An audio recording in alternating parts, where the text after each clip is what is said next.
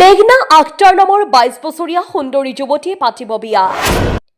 টকা পইচাৰ অভাৱত যৌতুক দিব নোৱাৰে তাইৰ পৰিয়ালে। আমি 22 বছরের তরুণী। আমার ঘরে সৎ মা থাকার কারণে আমার বিয়ে হচ্ছে না। যাৰ ফলত বিয়াৰ বাবে উপযুক্ত ল'ৰা বিচাৰি আবেদন কৰিলে সামাজিক মাধ্যমত। পশ্চিম বংগৰ এখন গাঁৱত বাস কৰে তাই। কিন্তু বিয়া পাতিবলৈ প্ৰয়োজন এজন ভাল জীৱন সংগীৰ।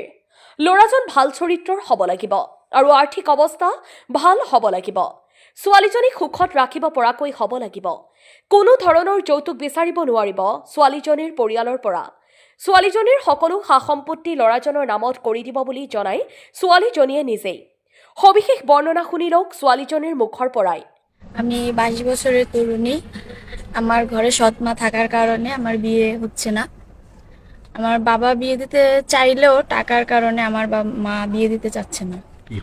আমার নাম মেঘলা আক্তার। মূলত এখানে আসছি আমি বিয়ে করার জন্য।